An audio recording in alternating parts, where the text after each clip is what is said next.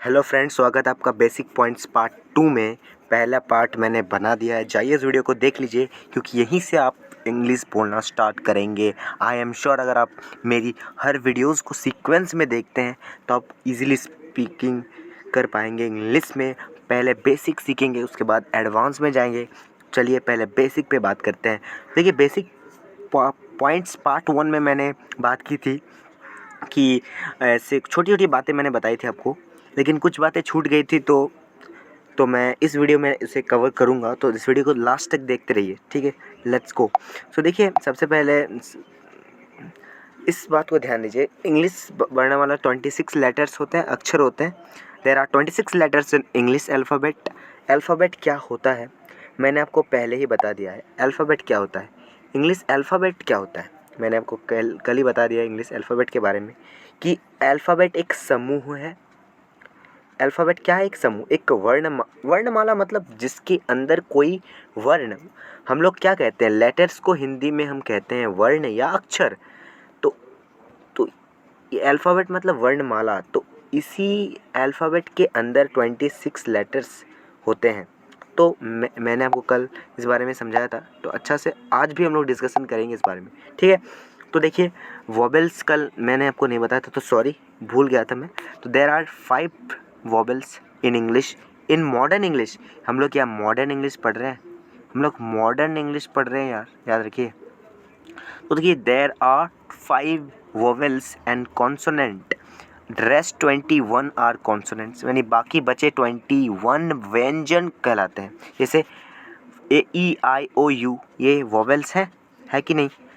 तो ए ई आई you O you को छोड़कर बाकी जितने भी लेटर्स हैं 21, बाकी जितने भी 21 लेटर्स हैं वो क्या है, वो एक कॉन्सोनेंट्स हैं, ठीक है। यहाँ तक तो सारी बातें अपनी क्लियर होगी। अब और एक बात पे चलते हैं, जहाँ ज़्यादातर लोग फोकस नहीं करते, वो ये है इसका प्रोनाउंसिएशन। ABCD यानी जो 26 लेटर्स होते हैं इंग्लिश अल्फ़ाबेट में, उनकी जो प्रोनाउंसिएशन है वो कैसे होनी चाहिए। देखिए, देखते रहिए। A B, अब इस यहाँ देखिए हिंदी, ABCDEF, इसे एफ नहीं एफ प्रोनाउंस किया जाता है, ठीक है। GH, बहुत से लोग इसे एच बोलते हैं, बिल्कुल नहीं, ये एच है। आई नहीं है, ये आई है। आई एम गुड, आप बोलते हैं आई एम गुड, आप आई एम गुड बोलते हैं, आई एम गुड नहीं बोलते, आई एम गुड, ठीक है। JKLMNO, ओ पता है, PQRSTUV, इसे भी नहीं कहते हैं, भी, आप भी नहीं कहेंगे, इसे वी कहेंगे, वी, इसे वी कहेंगे आप। डब्ल्यू, इसे डब्लू नहीं कहेंगे, डब्लू, ये कोई डब्लू नहीं है, ये एक डब्ल्यू है। देखिए, ड व आधा ब आधा ल यू, डब्ल्यू, डब्ल्यू। एक्स, ये एक्स नहीं है, ये एक्स है, एक्स। वाई एंड जेड, ये ज साउंड आना चाहिए। देखिए जो पॉइंट है ना, ज के नीचे जो पॉइंट है यहाँ, अब दिया, यहाँ ध्यान दीजिए, ज के नीचे जो ये पॉइंट है, नीचे आता है पॉइंट, तो वही ज ये साउंड देता है। तो जेड कहते हैं इसे, जेड नहीं, जेड। तो ये बातें आपको अभी तक शायद, आई होप, क्लियर हो गए होंगे। चलिए अब थोड़ा आगे बढ़ते हैं और कुछ बेसिक पॉइंट्स पे नज़र डालते हैं। सब्जेक्ट, वर्ब, ऑब्जेक्ट और कुछ सेंटेंसेस कितने प्रकार के होते हैं और आगे हमें पढ़ना है ताकि हम लोग सेंटेंस बना सकें इंग्लिश में और इजीली स्पीकिंग कर सकें फ्लुएंटली, ठीक है। तो वीडियो को आप देखते रहिए। अब देखिए, सेंटेंसेस अगर हम बनाए तो सेंटेंसेस 5 प्रकार के होते हैं। ये सेंटेंस देखिए, अब ध्यान से देखिए, देखते रहिए, अच्छा से ध्यान से देखिए। सेंटेंस कितने प्रकार के होते हैं, 5 तरह के होते हैं। Type 1 affirmative sentences. देखिए, पहला टाइप है अफर्मेटिव सेंटेंसेस, एग्जांपल मैं नेक्स्ट पार्ट में दूंगा।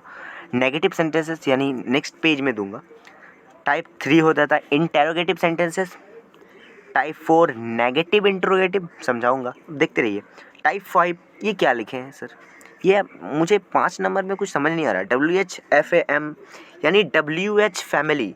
देखिए, अब WH फैमिली क्या क्या होते हैं समझाता हूँ, तो समझाता हूँ मैं आपको। WH फैमिली देखिए, हु, व्हाट, ये जितने भी हैं वो WH फैमिली है, जिससे आप अगर आप किसी से प्रश्न पूछते हैं और आपको थोड़ी सी डिटेल चाहिए, थोड़ी सी डिटेल मतलब अब बोलिए आप किसी ने कहा कि मैं जाऊंगा, तो आप उनसे पूछे कि आप क्यों जाएंगे। आप क्यों जब लगा दिए ना, तो आप थोड़ा सा डिटेल मांग लिए उसे कि क्यों, कारण बताइए, आप जाएंगे तो क्यों जाएंगे आप। तो इसीलिए हम लोग WH फैमिली यूज़ करते ताकि हम थोड़ा सा और इन्फॉर्मेशन जान पाए, सामने वाले जो लोग हैं जिससे हम कन्वर्सेशन कर रहे हैं उसे थोड़ी सी और जानकारी मिल जाए हमें, ताकि उसके बारे में और कुछ पता चले। किसी को अगर कोई पूछे उसके बारे में तो हम बता दें कि ऐसे ऐसे है, क्यों बोला, तो आप जवाब दे देंगे बाद में। तो देखिए WH फैमिली, अब इसमें थोड़ा गौर करते हैं। देखिए WH फैमिली पहले इंटरोगेटिव सेंटेंसेस यानी WH फैमिली के प्लस लगा के आप इंट्रोगेटिव सेंटेंस होगा, उसके बाद WH फैमिली के बाद नेगेटिव इंट्रोगेटिव होगा। मैं आपको समझाता हूँ, ठीक है। चलिए अब नेक्स्ट पेज पे एग्जांपल लेके समझते हैं। अब देखिए मैंने सेंटेंस एक एग्जांपल लिया है, एक एग्जांपल मैंने अभी आपके सामने लिया है, इस एग्जांपल पर गौर कीजिए। एग्जांपल है, तो देखिए क्या तुम बीमार हो। मैं क्या पूछ रहा हूँ, मैं इंट्रोगेट कर रहा हूँ। इंट्रोगेट मतलब क्या होता है, प्रश्न पूछना। तो इंट्रोगेटिव से क्या बन गया, प्रश्नवाचक। तो देखिए प्रश्नवाचक चिन्ह ये होता है, याद रखिए प्रश्नवाचक चिन्ह ये होता है। चाहे आप किसी भी तरीके से प्रश्न पूछे, आपको ये चिन्ह लगाना है जब आप लिख रहे हैं। तो बोलते वक्त तो आप प्रश्नवाचक कैसे लगाएंगे, ये भी है। इंटरोगेटिव सेंटेंसेस देखिए, क्या तुम बीमार हो। अब देखिए इसका फॉर्मूला बाद में देखेंगे, अभी जो मेन पॉइंट है अब समझना है इंट्रोगेटिव सेंटेंस क्या होता है। मैंने प्रश्न पूछा क्या तुम बीमार हो, चाहे मैंने कैसा भी प्रश्न पूछा, मैंने प्रश्न तो पूछा क्या तुम बीमार हो। इस प्रश्न में डिटेल नहीं है, क्या तुम बीमार हो, तो ठीक है। इस प्रश्न का जवाब मैं यस या नो में दे सकता हूँ, इसमें डिटेल नहीं है, ठीक है। तो मैं इसे WH फैमिली तो कभी यूज़ नहीं करूँगा। क्या तुम बीमार हो, तो मैं यस या नो में जवाब दे सकता हूँ, हाँ मैं बीमार हूँ या नहीं। इससे ज़्यादा आप क्या जवाब देंगे। आप तो डिटेल में नहीं बताएंगे कि क्योंकि मैं ऐसा ऐसा वैसे बीमार हूँ, तो आप डिटेल नहीं बताएंगे। आपको तो आपसे जो प्रश्न पूछा गया है वैसा ही आप आंसर देंगे। क्या तुम बीमार हो, यस या नो, दोनों में से कोई एक ही आप जवाब देंगे। तो चलिए, तो क्या तुम बीमार हो का ट्रांसलेशन क्या बनेगा देख लेते हैं। यस या नो में बनेगा, तो आप पहले ट्रांसलेशन देख लीजिए, क्या तुम बीमार हो के। देखिए आर यू इल, क्या तुम बीमार हो। अब सोचिए, मैं आपको बताता हूँ, ये ए है कोई, ठीक है, यानी ए से आप बात कर रहे हैं, ये है बी कोई, तो आप ये कोई क्या कहेगा, नो या यस, ये दोनों में से कोई एक ही कहेगा कि हाँ या तो नहीं हूँ नो, या तो हूँ तो yes. I am not ill या आई एम इल, दोनों में से कोई, यस आई एम इल या no I am not ill, दोनों में से कोई। अगर आपको डिटेल जानना है तो देखिए अब क्या होगा। अब ध्यान से देखिए, अगर मैं प्रश्न में जोड़ दूं क्यों, तुम बीमार क्यों हो, अगर मैं यहाँ क्यों जोड़ दूं, क्या क्या तुम बीमार क्यों हो, क्यों, अगर मैं क्यों जोड़ दूं, प्रश्नवाचक अच्छा से लगा लीजिए। तो अगर मैं क्यों जोड़ दूं ना, तब ये थोड़ा सा आपको डिटेल में बताना पड़ेगा, क्योंकि बीमार क्यों हो यार, तुम्हें तो अच्छा होना चाहिए, तुम बीमार क्यों हो, तो आपको थोड़ा डिटेल देना पड़ेगा। जब तुम बीमार क्यों हो बोला, तो आप इसका जवाब यस या नो में तो आप नहीं दे सकते, ये तो आप पक्का कर लीजिए। ये आप यस या नो में तो जवाब आप नहीं दे सकते। हालांकि इसमें जो भी आपसे पूछा गया है क्वेश्चन, ये तो एक्चुअली क्वेश्चन पूछा गया है आपसे, क्या आप बीमार क्यों हो। भले ही क्वेश्चन आप डिटेल में पूछा हो या डिटेल नहीं हो, कोई मैटर नहीं करता, आपसे प्रश्न तो पूछा गया है, इसीलिए मैंने प्रश्नवाचक चिन्ह लगाया, क्या तुम बीमार क्यों हो। तो क्यों, इसमें जवाब हम यस और नो में नहीं दे सकते, तो इसीलिए हम WH फैमिली का यूज़ करेंगे। WH फैमिली में क्या क्या आता है, हु आता है, व्हाट आता है, व्हाई आता है, व्हाई, और कई बहुत सारे होते हैं, आप बनाते रहेंगे मैं इसे एक डिटेल्ड वीडियो लेक्चर बनाऊंगा। बट अभी मैं आपको थोड़ा सा सेंटेंसेस समझा रहा हूँ, तो थोड़ी सी आपको जानकारी होनी चाहिए इस बारे में। अभी फ़िलहाल के लिए थोड़ी सी जानकारी काफ़ी है इस कॉन्सेप्ट को समझने के लिए, ठीक है। तो आर यू इल, अब आप क्या कहेंगे जब आप ये पूछेंगे कि तुम बीमार क्यों हो, तब आप क्या कहेंगे, देखते हैं। अब देखिए 2 एग्जांपल्स मैंने आपके लिए यहाँ लगाया है। देखिए तुम बीमार क्यों हो, वाई का यूज़ मैंने किया है, मैंने वाई का यूज़ किया है, वाई आर यू इल, क्योंकि मुझे डिटेल चाहिए था। इसमें आप यस या नो में तो आप जवाब नहीं दे सकते, बिल्कुल नहीं जवाब दे सकते आप यस और नो में। वो कैसा है, हाँ अगर यह पूछा जाता कि क्या तुम बीमार हो, क्या तुम बीमार हो, तो मैं इसका जवाब डिटेल में नहीं देता, जैसा प्रश्न पूछा गया वैसे जवाब देता, नो।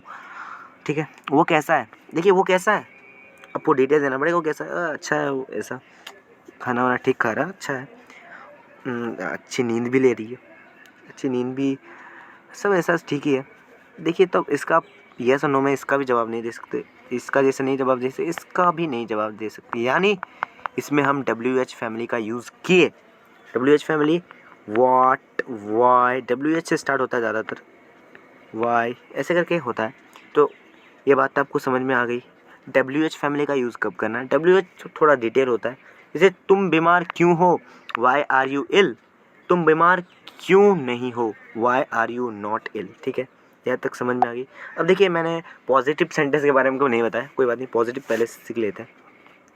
देखिए यानी अफर्मेटिव सेंटेंस। अब देखिए अफर्मेटिव सेंटेंस क्या होता है, थोड़ा सा मैं डिटेल में समझा देता हूँ। अफर्मेटिव सेंटेंस यानी जो पॉजिटिव सेंटेंस हो, पॉजिटिव सेंटेंस जो हो वो अफर्मेटिव सेंटेंस होता है। जैसे मैं घर पर हूँ, क्या मैं घर पे हूँ, सिंपल, जिसमें नॉट नहीं होता, जिस सेंटेंस में नॉट नहीं होता, यानी जिसमें नेगेटिव की फीलिंग नहीं आती। मैं घर पर हूँ, I am at home, simple. तुम मेरे दोस्त हो तो यू आर माई फ्रेंड। अगर आप इस पे चलते हैं नेगेटिव सेंटेंस, इसका ठीक उल्टा होता है नेगेटिव सेंटेंस, नेगेटिव ठीक इसका उल्टा होता है, नेगेटिव जो होता है नेगेटिव सेंटेंस होता है, इसका ठीक उल्टा ही होता है। ठीक है, इसमें जिसमें नॉट का यूज़ होता है, जिस सेंटेंस में नॉट का यूज़ होता है वो नेगेटिव होता है। जैसे मैं घर पर हूँ तो मैं घर पर नहीं हूँ हो जाएगा। जैसे आई एम नॉट एट होम, ऐसे करके और नॉट लग जाएगा सिर्फ। जैसे तुम मेरे दोस्त हो तो यू आर माई फ्रेंड, तो नेगेटिव में क्या बनेगा, you are not my friend. ठीक है, ऐसे करके आप नेगेटिव बना सकते हैं। और इंटरोगेटिव मैं आपको बता देता हूँ, इंटरोगेटिव भी क्या है, जैसे मैं घर पे हूँ, इसको अब मैं प्रश्न कैसे पूछूंगा कि मैं घर पे हूँ, तो आप क्या लगा दीजिए, जब भी आपको इंटरोगेटिव सेंटेंस बनाना है तो क्या लगा, पर इस इंटरोगेटिव में आपको येस और नो में जवाब मिलेगा अगर आप क्या लगा देते हैं। जैसे मैं घर पर हूँ तो आप इसमें लगा दीजिए क्या, क्या, ये सेंटेंस, क्या मैं घर पर हूँ, क्या मैं घर पे हूँ, तो आप एम को आगे कर दीजिए, एम आई एट होम। अब देखिए इसमें भी देखते हैं, क्या लगा दीजिए, क्या तुम मेरे दोस्त हो, इसमें सिर्फ ये नेगेटिव इंटरोगेटिव का, सॉरी, ये आपका ऐसे सिंबल लग जाएगा। जैसे तुम मेरे दोस्त हो तो इसको मैं क्या लगा देता हूँ, क्या तुम मेरे दोस्त हो, आर को आगे कर देता हूँ, आर यू माई फ्रेंड, ऐसे करके इसमें क्या हो जाए, इंटरोगेटिव हो गया, इंटरोगेट कर रहा, प्रश्न पूछ रहा हूँ। अगर प्रश्न आपको डिटेल में पूछना है तो क्या करेंगे, तो आप क्या करेंगे, आप क्या की जगह आप क्यों लगा दीजिएंगे, क्यों, तुम घर पर क्यों हो, और क्यों कब कैसे ज़्यादातर आप बीच में लगाएंगे। इस ऐसे सेंटेंस जब आप पूछेंगे ना तो अब ज़्यादातर सेंटेंसेस के बीच में आप लगाएंगे क्यों, कैसे, कब, कहाँ, कब से कब तक, ऐसे करके सेंटेंसेस होते हैं जिसमें आपको डिटेल में बताना होता है।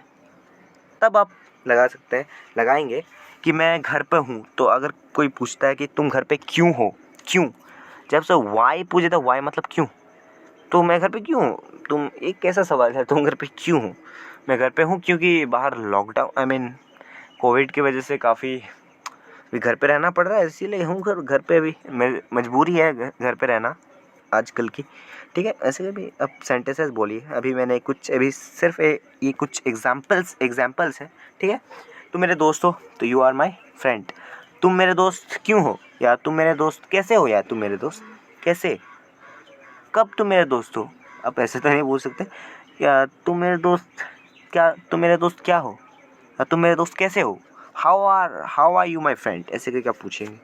ठीक है, ऐसे करके आप पूछेंगे आप एफर्मेटिव सेंटेंस। और नेगेटिव इंटरोगेटिव जब पूछेंगे तो जैसे क्या मैं घर पे हूँ, क्या मैं घर पे नहीं हूँ, क्या तुम मेरे दोस्त नहीं हो, क्या लगाकर आप नहीं, यानी क्या के साथ नहीं लगेगा। तो ये सेंटेंसेस कुछ ऐसे होते हैं, क्या तुम अच्छे नहीं हो, क्या तुम घर पे नहीं हो, ऐसे करके क्या और नहीं में ये नेगेटिव इंट्रोगेटिव कहते हैं। एन और जी लगा, नेगेटिव और इंट्रोगेटिव एन आई कर देते हैं, ठीक है। नेगेटिव एन से नेगेटिव आई से इंट्रोगेटिव सेंटेंसेस। इसमें भी आप प्रश्न ही पूछते हैं ना, एक्चुअली ये तो प्रश्न है, इसीलिए इसमें प्रश्नवाचक चिन्ह लगेगा ही लगेगा।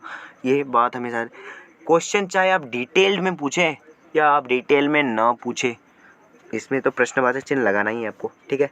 आपको बात समझ में आ रही होगी, ठीक है। तो नेक्स्ट टॉपिक फ्रेंड्स, अब हम सब्जेक्ट वर्ब एंड ऑब्जेक्ट के बारे में पढ़ेंगे, पर लगता है ये वीडियो भी लंबी हो जाएगी, तो मैं नेक्स्ट वीडियो में आपको सब्जेक्ट वर्ब एंड ऑब्जेक्ट और बाकी सारी बेसिक चीज़ें जो इंग्लिश के लिए बहुत ज़्यादा इंपॉर्टेंट है, मैं आपको नेक्स्ट वीडियो में बताऊँगा।